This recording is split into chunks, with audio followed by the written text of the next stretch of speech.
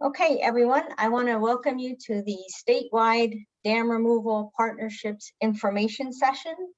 The New Jersey statewide dam removal partnership, or the partnership as I'll refer to it going forward, is a collaboration of nonprofits and government agencies that seek to advance the removal of antiquated, dangerous, or ecologically detrimental dams. Its members meet quarterly to discuss beneficial dam removal projects, to exchange information regarding policy, regulatory issues, funding, and the practical considerations of dam removal.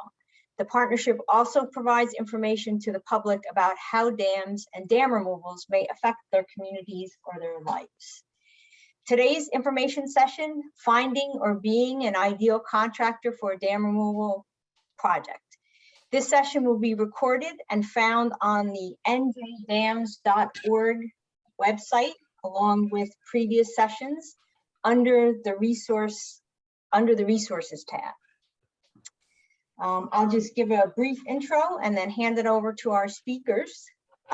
Dam removal projects are complicated but exciting and important projects. Dam removal projects include all of the typical elements of building, site work, infrastructure, construction. However, these projects come with the added challenges of working in or right on the banks of a river or a stream. Dam removals vary greatly in difficulty and scope.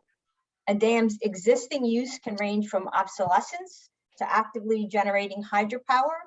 And location, always a key factor, can be anywhere from a state park to a city center. To further the challenge, the impounded river or dam itself may be crossed by utilities such as power, sewer, or gas lines that can be exposed by the removal. And removal might expose the foundations of bridges, homes, or businesses, so the design plans must protect nearby infrastructure.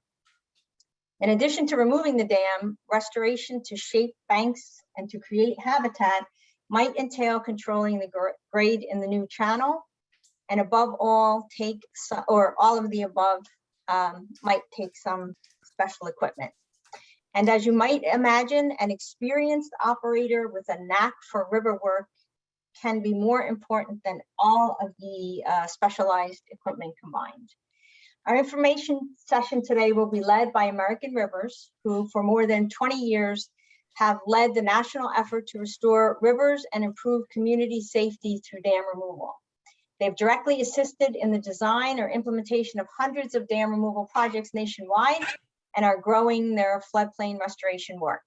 To facilitate this work, American Rivers has established master service agreements with selected vendors and regularly use this list to contract for restoration services, and shares this list with other nonprofit organizations and state and local governments and others who request the information.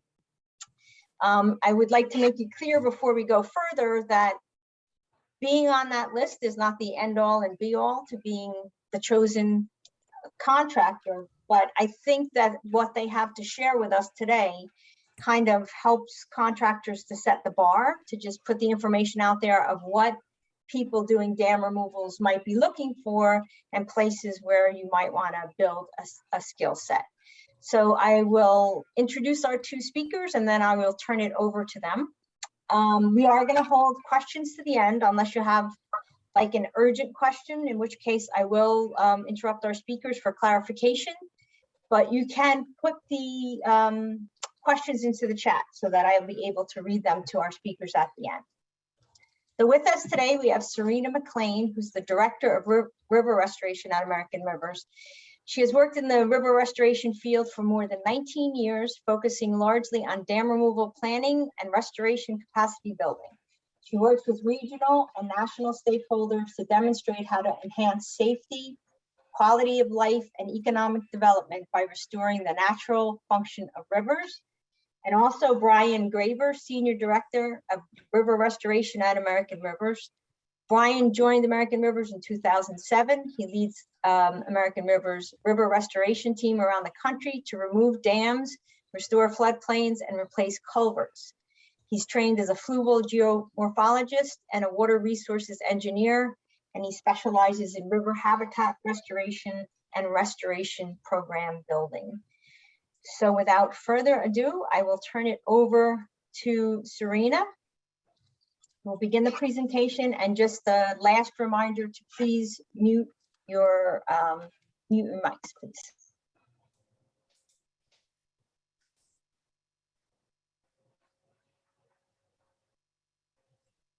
Thanks so much, Beth. We appreciate the Indian Nature Conservancy and New Jersey Statewide Dam Removal Partnership for having us. I'll admit I included this slide and these photos strictly to prove that Brian and I actually don't just do things like this. We do get out in rivers. We do, you know, we don't personally remove concrete from the rivers. At least we haven't probably in a good 15 to 17 years. But, you know, we do also work on the ground projects as part of the work that we do. Just a quick roadmap for what we're going to talk about today. Two different sections. We've structured this conversation, this information session, to be both for folks who might be considering bidding on a project, as well as contractors who are looking to secure dam removal or restoration work. So we're going to talk a little bit about developing an effective project bid approach, or things that you should consider, hiring an effective consulting or construction team, things to consider when going after bids for dam removal projects, and then American River's Master Service Agreement process overall. And then we're going to end with some examples of, you know, how this can, you know, lead to things that go really well in a project, as well as things that can go poorly. And we hope that many of you will take an opportunity to share at that time. Quickly want to orient us a bit and talk a little bit about terminology. You know, there are different ways in which to procure the services of a contractor or a vendor. And note that, you know, when I talk about the approach that we use and the terminology for some of this, I know that many of you have very different procurement policies or different sources of funding that may drive or affect the approach that you need to choose when putting a project out for bid, or again, procuring those services. So one of the most common types that, well, let's start actually with the less common type, the RFR, the request for responses. Request for responses is also sometimes referred to as an RFI, or request for information. For our purposes in this conversation, we're talking about when a project owner has a problem they need fixed and they don't know the best way to address it. How do you store the river? They may issue a request for responses or request for information to gather possible remedies from contractors. There are also RFPs. I'd say this is the one that I most commonly use. RFPs, which is a request for proposals, generally is a document that has strict procurement rules for content, timeline, and vendor responses that are used when the request has a specific project or problem, right? When you know you're going to remove a dam from a river in order to accomplish X, Y, or Z. So the requester specifies, you know, a scope of work that needs to be performed, and then solicits responses in the form of a proposal where the vendors describe their capabilities and experience, how they would go about executing the project, and a cost estimate to do so. Another tool in bidding that people use is an RFQ. Is the background noise loud? Can you all hear the trucks driving by outside my window? No. Okay, then I'll leave the window open. If it becomes loud, if someone could just flag me, I can shut that really quickly. An RFQ is, again, for our purposes, we define it as a request for qualifications. I've seen it referred to also as a request for quotes. We're specifically talking about here a request for qualifications, wherein the requester knows what they want, but they're looking for information on how vendors would meet those requirements. And based on the information provided, the most qualified vendor for your needs is selected, And then once you've selected that preferred vendor, you can negotiate the specific scope of work and the cost with that one vendor. Speaking of scopes of work, there are, a scope of work, as you can see, is an agreement between like the entity or requester doing the hiring and the consultant for the specific tasks, costs, and project schedule. We have seen different types of scopes of work included in RFPs or being provided to potential vendors. There's certainly one option is a very detailed bid request where you have a very detailed scope of work that spells out exactly what you want. You want to do a survey with 1-foot contours that should include 17 cross sections and a long profile that extends 2,000 feet upstream of the dam, et cetera, et cetera. The alternative is that can be slightly less detailed and give the vendor or the contractor an opportunity to respond and describe, to provide their professional opinion. An example of that would be, describe your approach for surveying that will produce a viable hydraulic model. Different people have, want different things. I will know that generally what we see a lot is the more detailed your bid request, where you're being very specific about exactly what you want. It makes it harder at times to then evaluate the differences between your different contractors, because what you see a lot of the time is the bidders spitting that scope of work right back at you, right? There's not a lot of differentiation. You're seeing the same scope presented in every sense. In every bid that you receive.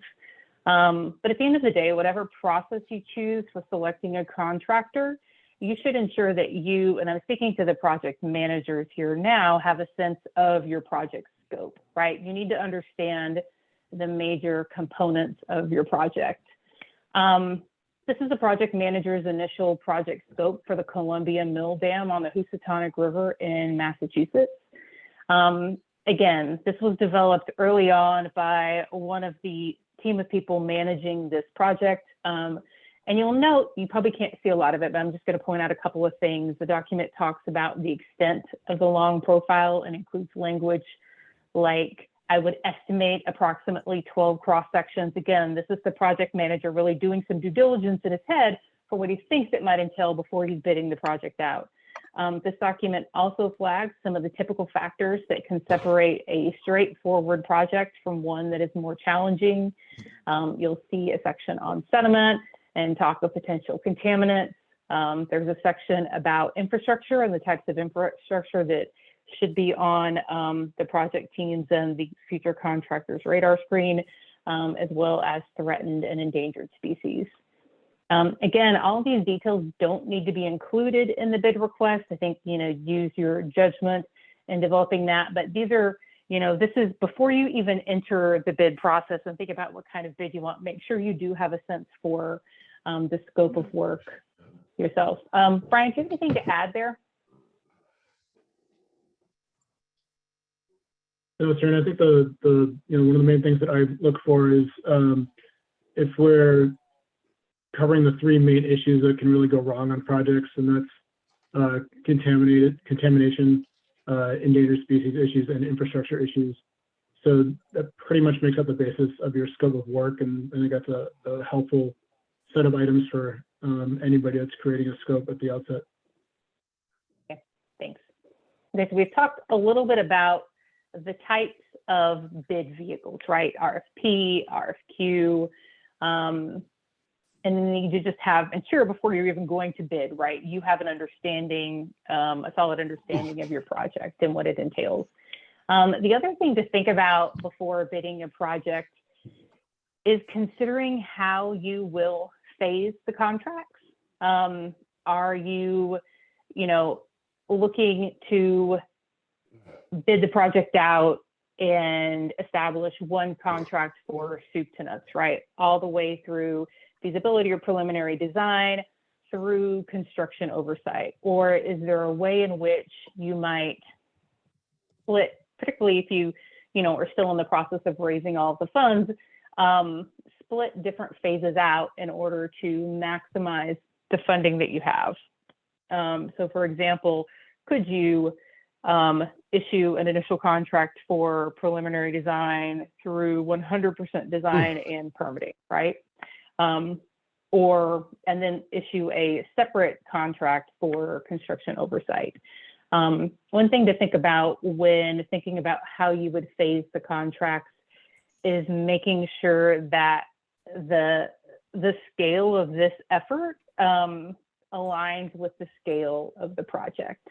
That might dictate whether or not you need to take these in a bit more of a piecemeal approach, or you do have the opportunity to contract the entire thing out initially.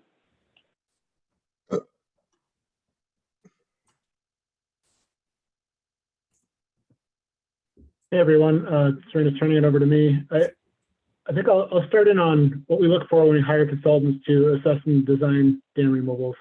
And I'll start off by saying that really quickly, Brian, I'm having a little bit of internet challenges. It's lagging. So if you're not on the right slide, if you could flag that for me. Okay, I think my internet finally caught up.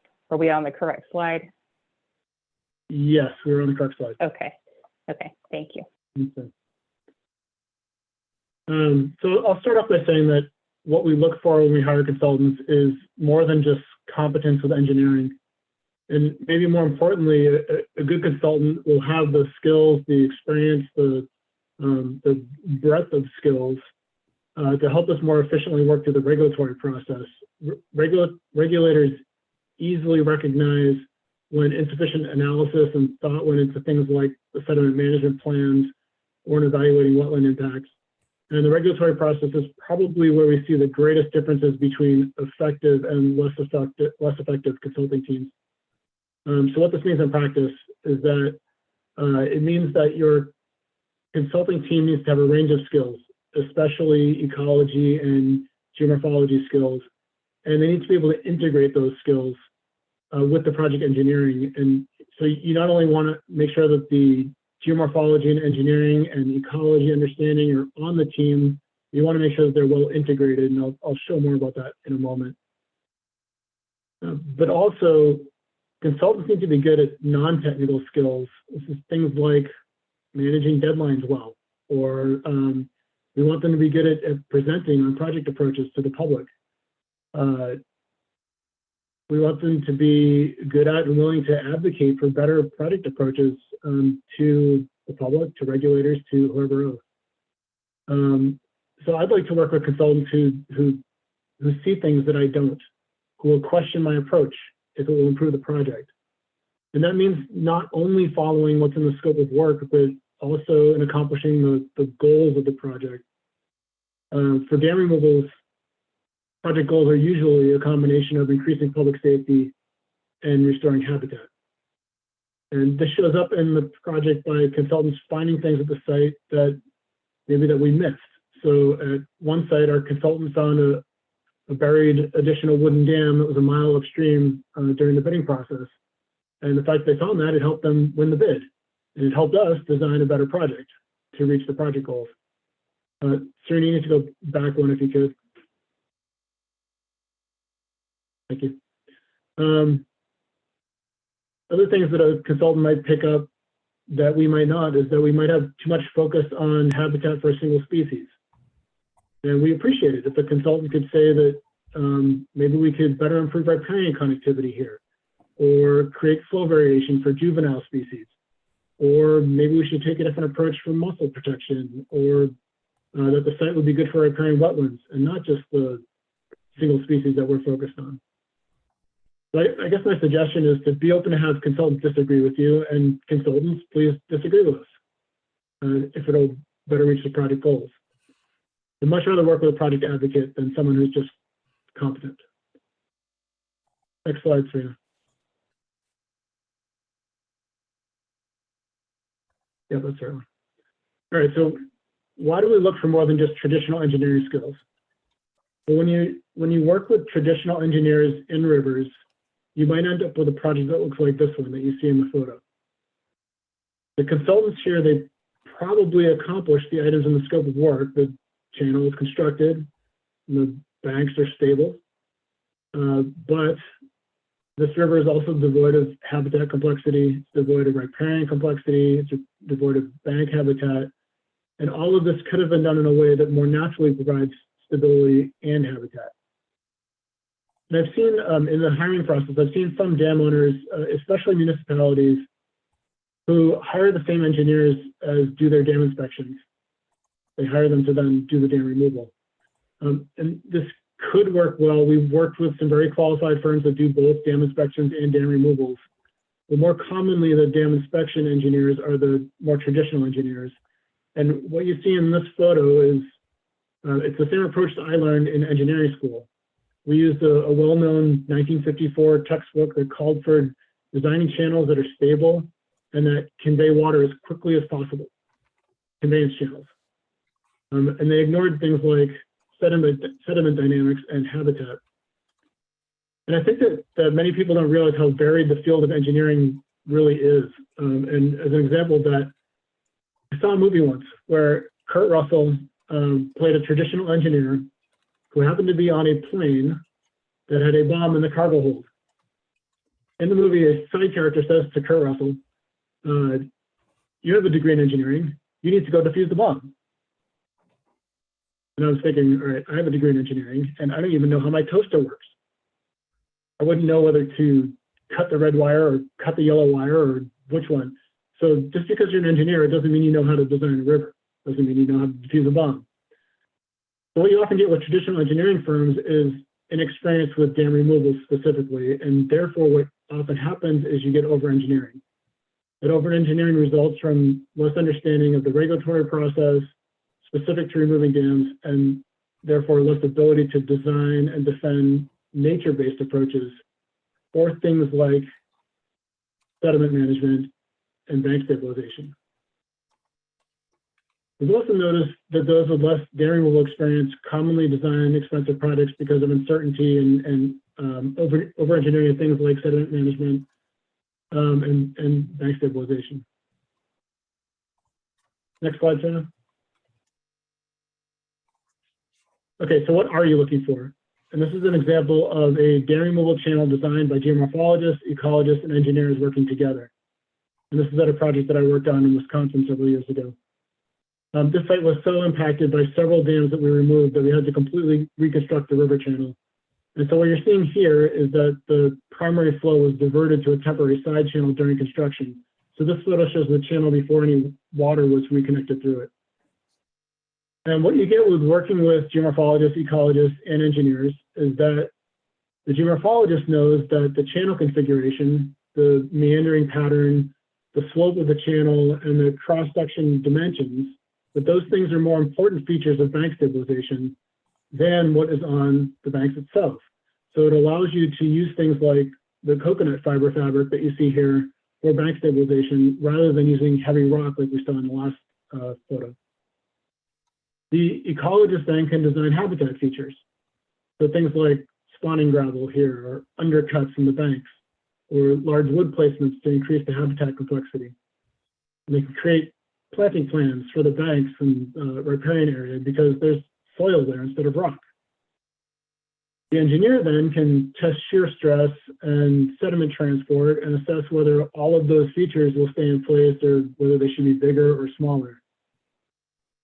Can you click again, Serena? And so 2 months later at this site, this is what the site looked like.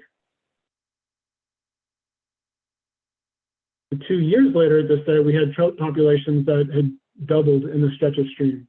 And so this is how you go about constructing a river rather than a channel. And you can see the blue tubes that you see back there. Those are it's deer protection on trees that are growing. So I would argue for having geomorphologists and ecologists design projects first and then hand them over to the engineers to look at things like stability of the design features and things like that. Next slide. Let's talk a little bit about approaches for hiring consultants and contractors. As Serena mentioned, your organization or your funders may have hiring requirements. Usually within those requirements, there's some flexibility to at least go with best value rather than only going with lowest cost. If you do go with lowest cost, you will only get the lowest cost, not necessarily the best product. So here are two approaches that we recommend. The first is best value, and that just means that you evaluate qualifications, costs, and the consultant's understanding of the scope of work all at the same time. And you score those criteria without giving the cost the only or even the greatest weight. You just weight them differently. If you think you can only go with the lowest cost, you should check your rules or check your hiring guidance. There may be flexibility there to go with a best value approach, or you can advocate for a best value approach. The second approach that we recommend, maybe recommend even more, is called QBS. It's the qualifications-based selection approach. This is an approach that's also recommended by the American Society of Civil Engineers. And the way that QBS works is that you evaluate consultants based on just their qualifications first. So who would be the best at designing around the specific issues that you have at your site? You then make a preliminary selection of a firm that you want to negotiate with, and then you negotiate details of the scope of work, the project schedule, and the costs involved. And if it doesn't work out with that one firm that you selected first for qualifications, and you're not happy with their costs or some other aspect, you move on to the next highest qualified firm and you negotiate with them. And this, by the way, this QBS approach is allowable for federal agencies to use under the Brooks Act of 1972. And therefore, it should translate down to project teams that have federal funding can take a qualifications first approach. Next slide, Sam. Okay, so for consultants in this webinar, the first thing to know is that usually I'm the only one with an engineering background on those review teams. What that means is that you are being evaluated more on your ability to reach habitat goals, regulatory goals, than on whether you have the most innovative hydraulic model or the best sediment transport equation. And that should translate into the proposals that you send to bid on projects. Our concern, the concern of many project teams, is that we will hire engineers who will do a fine job on the structural work, but will do a poor job on habitat or project management or public presentations or permitting or what have you. So you're more likely to win a bid by showing enthusiasm for the project, and that you will defend good approaches for ecology, for habitat. Next slide, Sarah. So some of the things that will help you consultants win a bid, probably the biggest one is to learn the site and learn about the project. It is impressive to us if you know as much or more about the project site than we do. But also, everyone in the process of that, recognize that the work that goes into submitting a bid on a project is not cheap. It's not cheap for a consultant to do a bid response. And I've heard from consultants that it costs them on the order of $5,000 of work to respond to a single bid request.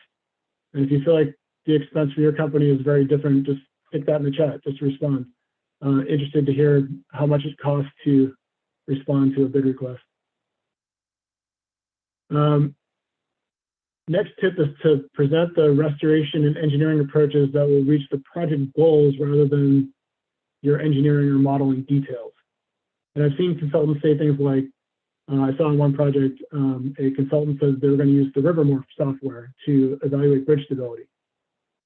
And I think the evaluation team looks at that and thinks, okay, is that good software? What does that have to do with bridges?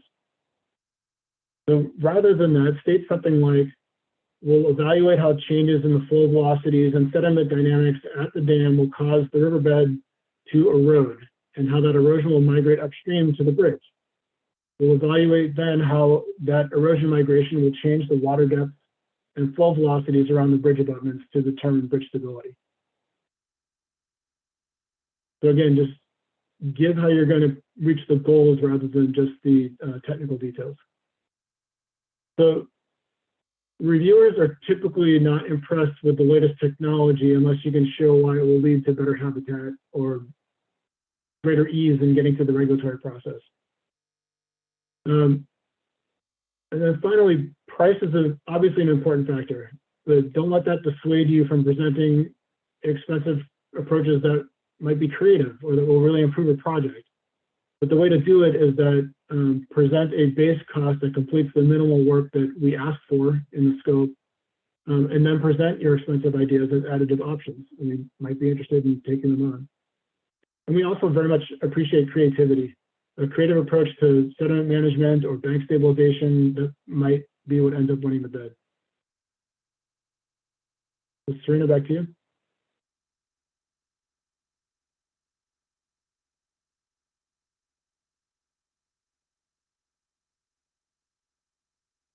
You're still muted, Serena.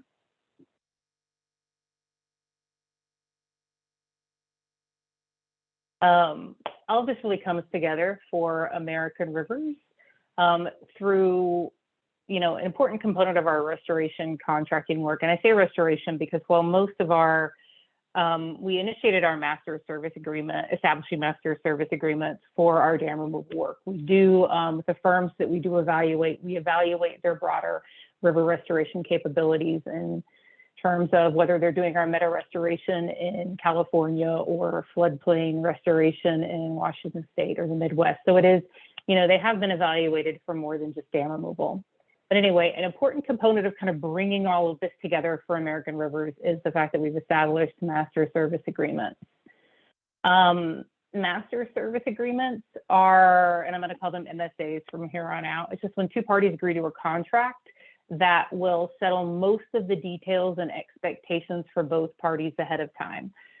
Each party states what they will do to honor its end of the bargain and show which services specifically apply to this master service agreement.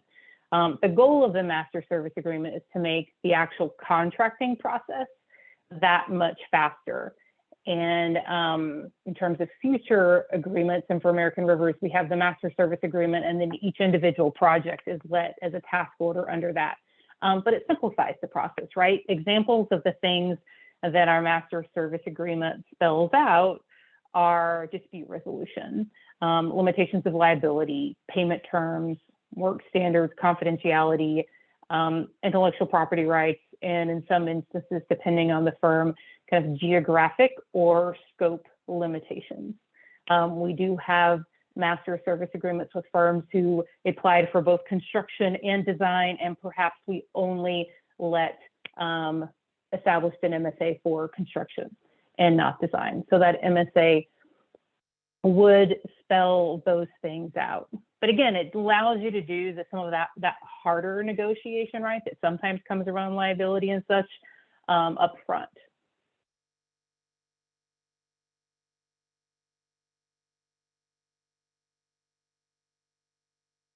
We've identified these vendors through we use the request for qualifications process.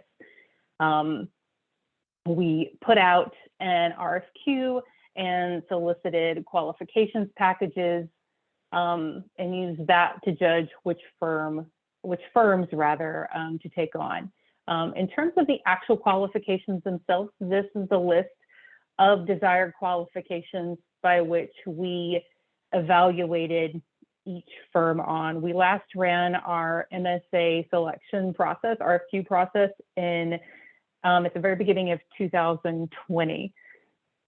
And you'll find that a lot of these, and I'm going to reference some of them specifically, but you'll find they dovetail with kind of what Brian and I talked a little bit about earlier, and Brian more explicitly, the understanding and what we're looking for from firms in order to do a dam removal project. For example, an understanding of river ecology and ecosystem-based habitat approaches for multiple species and life stages, right?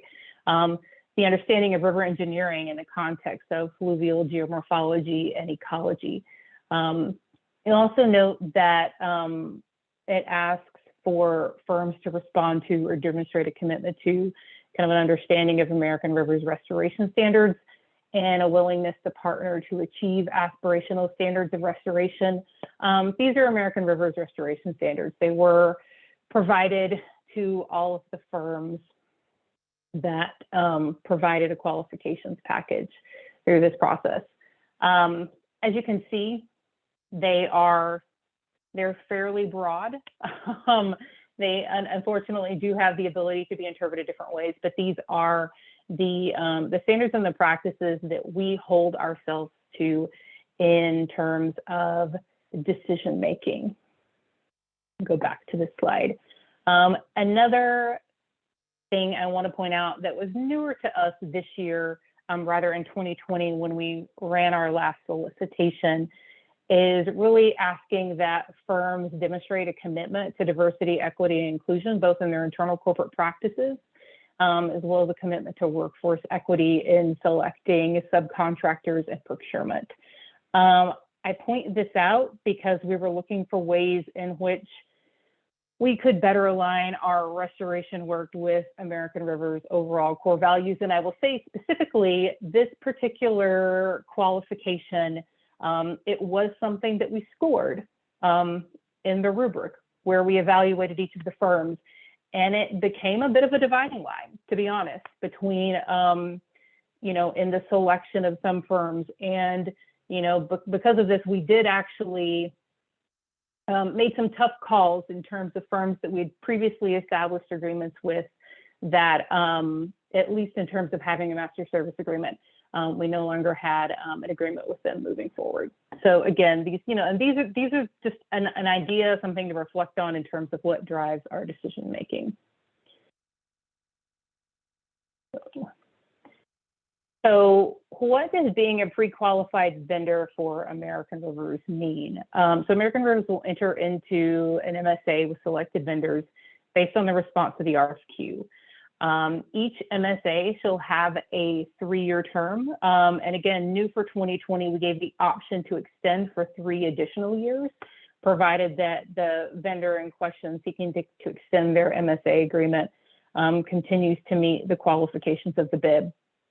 Firms on our MSA list often have the first opportunity to bid on American Rivers projects that we contract with directly.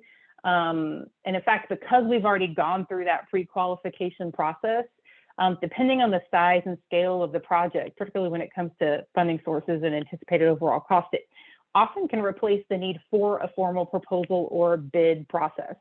As we've pre-qualified firms, we can often then go to 2 or 3 firms to get, you know, to negotiate costs or get costs for specific projects that we have in mind in a given region and in a given river.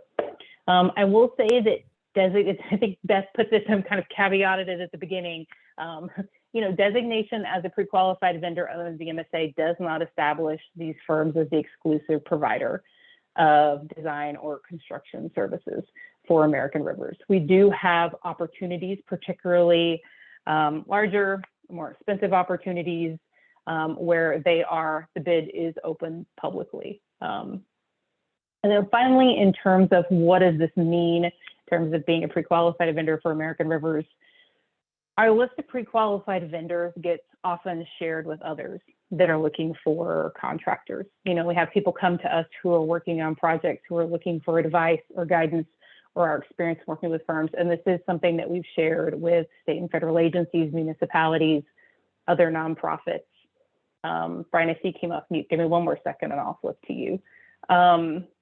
And then just in terms of who we have on our MSA list, we currently have 37 master service agreements. I think we had 72 people submit qualifications packages during the last round, but we have 37 MSAs, 13 are for construction, and 24 are firms for engineering and design. Of those 37 firms, 12 of those firms have indicated that New Jersey is in their one of the states that they serve.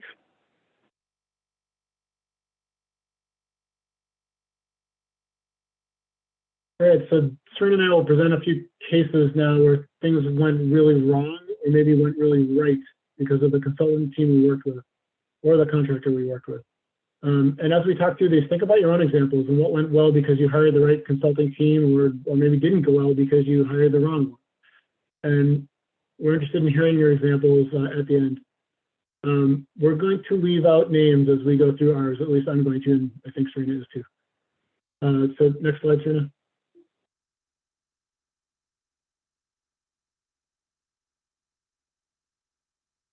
So my first example is something that went wrong. And if you remember just one thing from this presentation, I think remember this one. And that is that we want to remove the full vertical extent of the dam. The traditional engineering firm for this project that you see here they designed a cut in the dam structure that was large enough to convey the 100-year flood. And if you click again, Serena, I kind of outline the cut there. I talked to the project team a couple years after the project was constructed, and the firm that designed this project had no geomorphology experience or staff. And when it was constructed, the low flow notch that you see at the bottom there, that notch was flush with the bed of the river.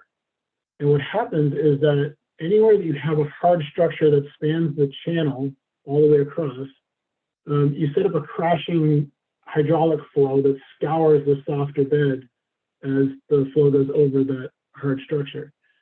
And that scour over time, it left behind this 2-foot dam. And that 2-foot dam is now a barrier to many of the species that are in this river. So remove the full vertical extent of the dam. We also want as much of the lateral extent as possible to support species like amphibians, reptiles, small mammals that move along river banks as well. We'd like to have bank connectivity and riparian connectivity along with the aquatic connectivity. You might look at this and say, if you really look at it closely, you might say, well, there's a bridge upstream that needed to be protected, and maybe that's why they wanted to lay some structure in there. And what I would say to that is, please don't rely on in-stream structures to protect bridges. If a bridge needs to be stabilize it directly at the piers or the abutments. The failure rate of in-stream structures is way too high to expect it to protect a bridge. The next one, Serena, which I think is yours.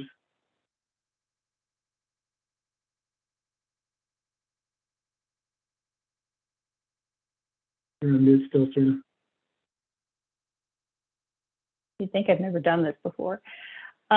We've referred a lot to engineering design contractors, throughout the conversation, but the need for holistic understanding of rivers as ecosystems and understanding the physical and biological complexity of the environment can be important when you're looking for construction contractors as well. This particular project was mine. It was one that American Rivers came very late to the game on. The design was complete. The bid was done. We just happened to have some funding we could bring to this project because it fit with some other work we were doing downstream. So we didn't select the contractors that did the design, oversight, or the engineering. And we went out to the site one day, and what you're looking at here is the construction contractor was steamrolling the banks in order to prepare them for riparian planting and really, compacting that soil and making sure it was really nice and stable. So I mentioned this because, in addition to thinking about, if possible, when you're hiring contractors, construction contractors, again, that need for holistic understanding of rivers, that's not always possible, right? And if it's not possible, I think you can at least prioritize construction contractors that have experience working in and around rivers, right? That is something that you can build into your qualifications and the way in which you look at proposals.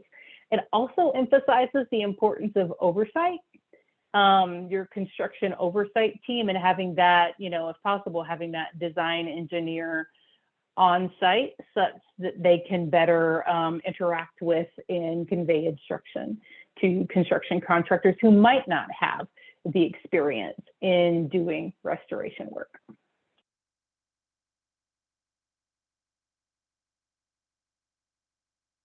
All right, I mentioned a concern earlier about over-engineering.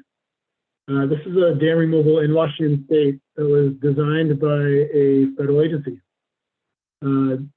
They removed the dam and replaced it with these concrete structures to provide grade control, basically to prevent the riverbed from eroding.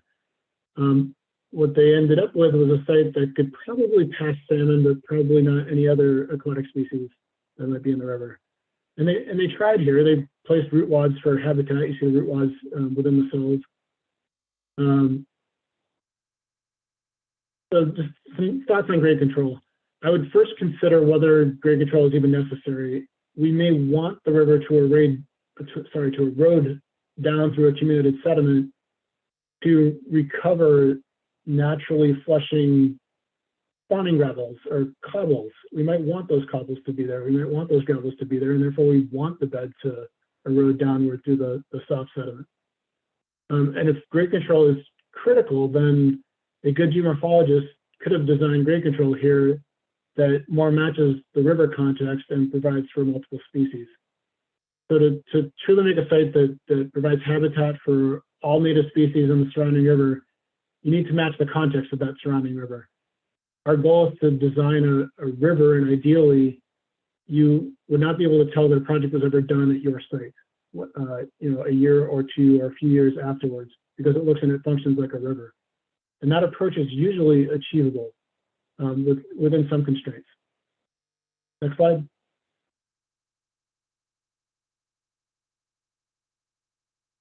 So one of the things that I look for when reviewing bids is whether a consultant has meaningful geomorphology background and experience, rather than only intending a short course. And there is a very well-known geomorphology short course, the Roskin course, that I've taken, and I thought it was fantastic. It helped me apply everything I learned in grad school to real-world applications. In the course, Dave Roskin talks about non-structural and structural approaches to restoration. But unless you have prior background, it's really tough, I've seen, to absorb all of the design nuances in 1 week, such as ones who use different approaches. And so a project like you see here is what too often results. This was a dam removal in California. And the bottom right is a series of cross veins for bed stabilization or for grade control. Cross veins are basically those rock structures that you see in the bottom right, that they're angled upstream, and you should be cautious in their use. If you put them on a flat meandering stream, they won't match the context of the river, and they could be barriers to species that are accustomed to living in that flatter meandering condition.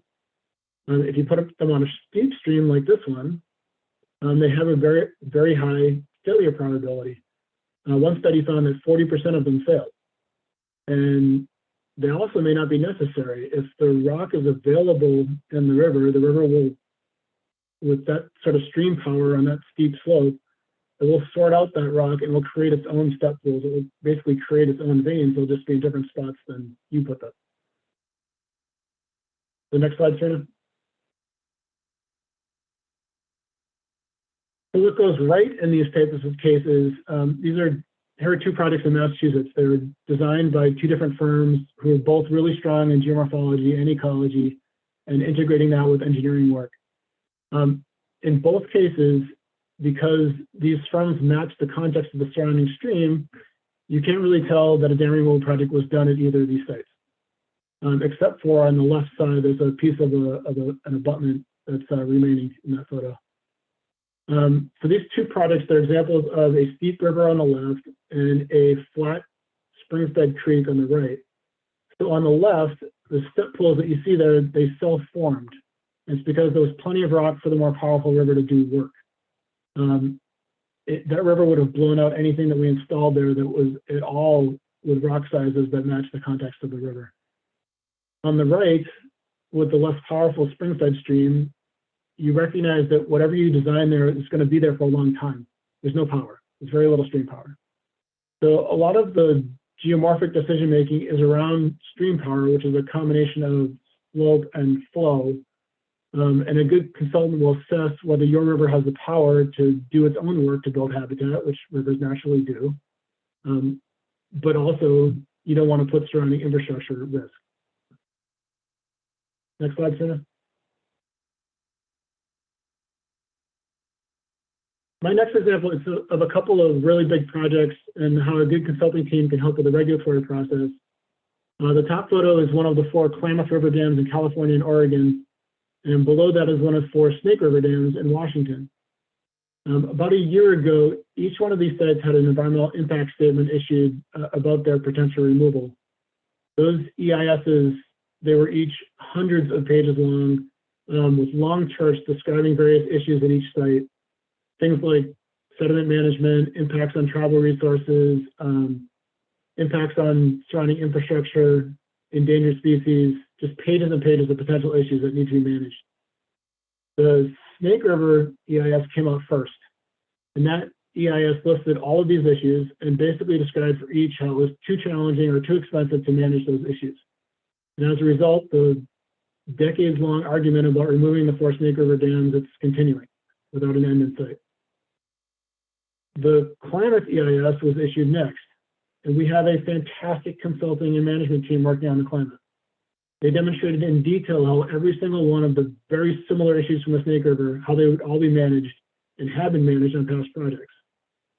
As a result, the Federal Energy Regulatory Commission, FERC, they ended up recommending removal of the 4 climate dams, and their removals are going to begin early next year. Next slide. So we've talked primarily about working with consulting firms or contractors.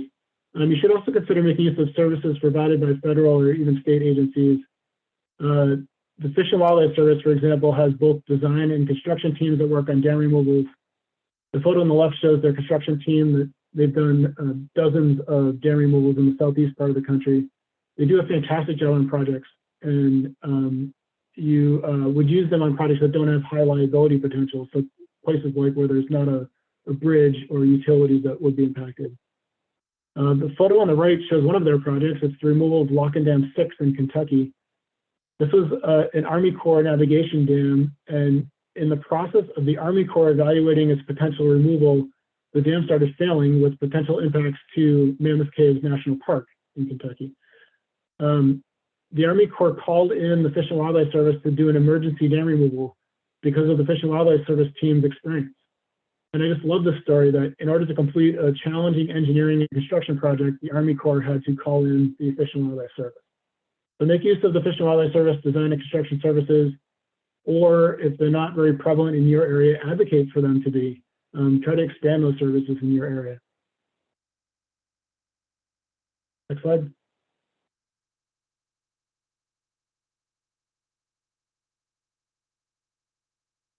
Still muted, sir.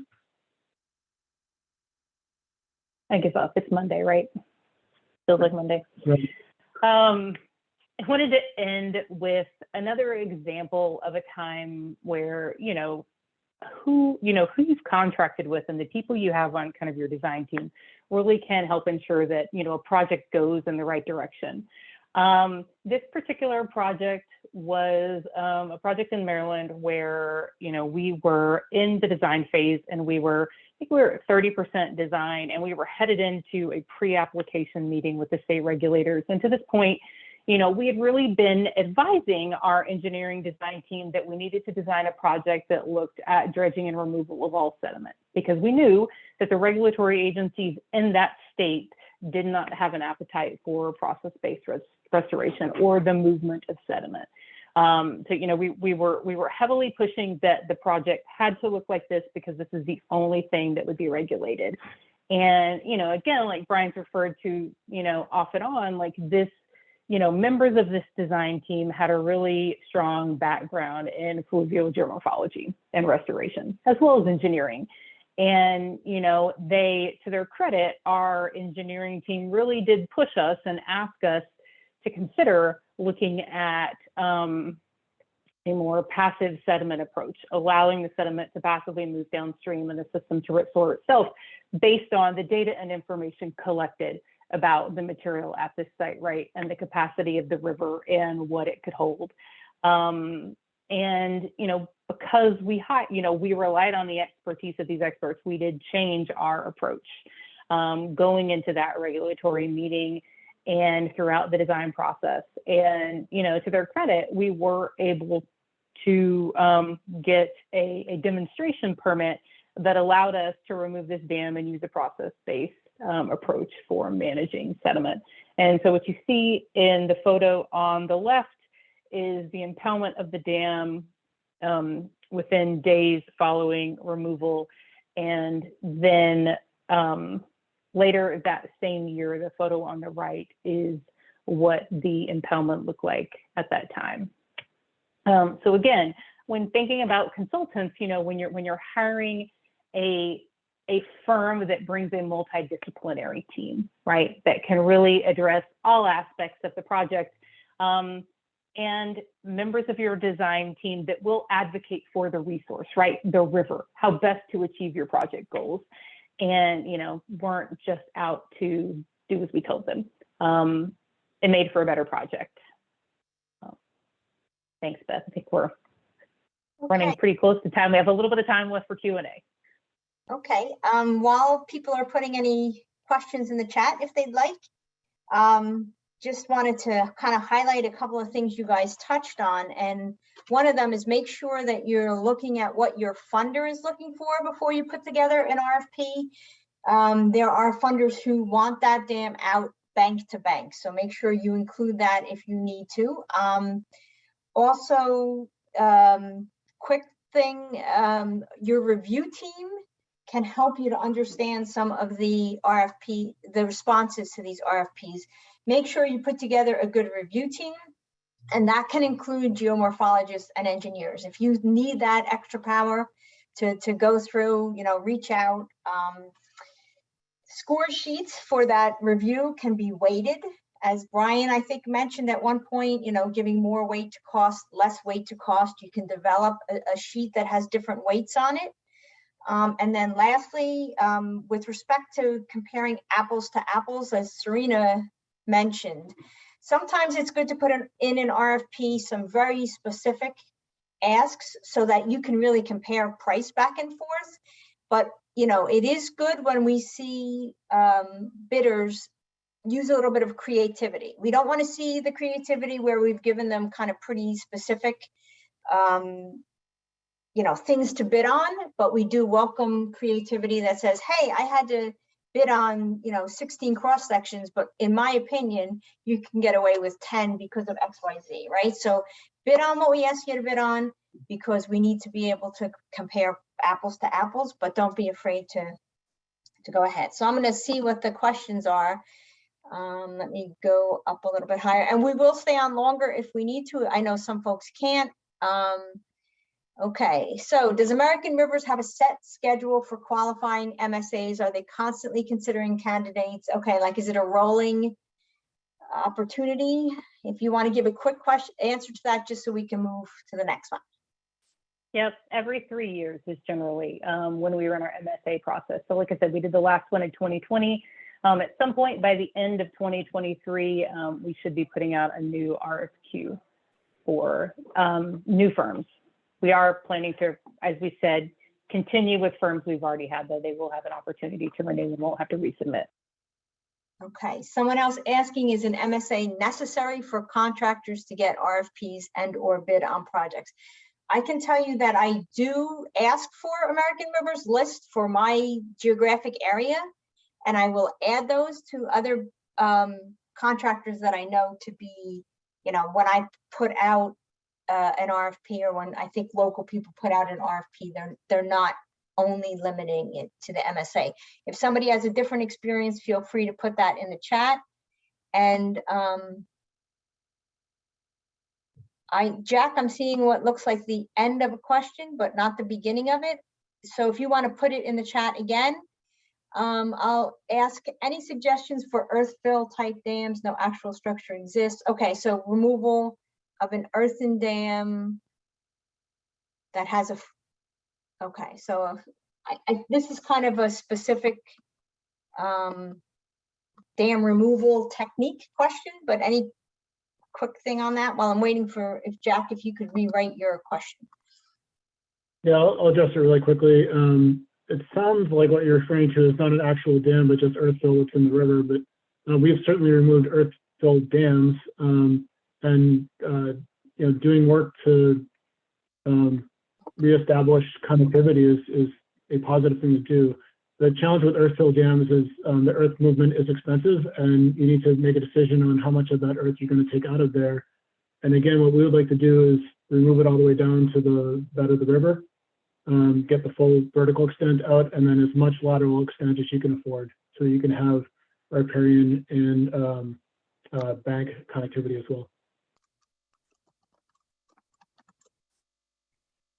Okay, and then I think we have someone asking for the specific process to be qualified for the MSA. Do you guys have that somewhere on your website? We do not. I mean, we'll issue an RFQ, respond to the RFQ. The qualifications we listed are in this presentation.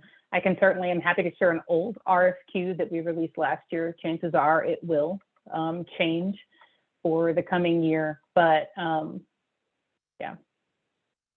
So how can folks make sure they get that RFQ? I think that might be where the Better question. thing, yeah. No, thank you, Beth, for clarifying that. Send me an email, smclean@americanrivers.org, and I will make sure that you are on our list and that you get sent the RFQ and other opportunities as they arise.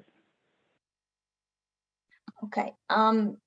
So if someone, okay, I have one here that I'm going to need clarification on. Anybody want to unmute yourself and ask a question while I'm working on this one?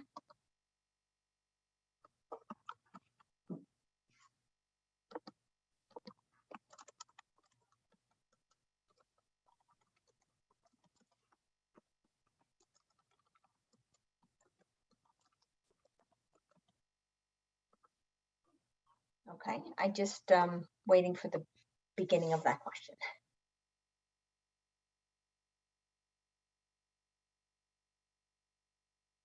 Okay, so the question is, do American Rivers and the Nature Conservancy consider diversity of firms when we are scoring an RFP? I think you can nod your head because I can actually see the asker. Yes, okay. And the question for us is yes, that does appear on our rubric. We do our best to consider diversity when we can. We do score it. Any other questions? And Serena also mentioned in the our RFQ process, diversity, both the diversity of the firms and their commitment to DEIJ principles was an important category for us to evaluate.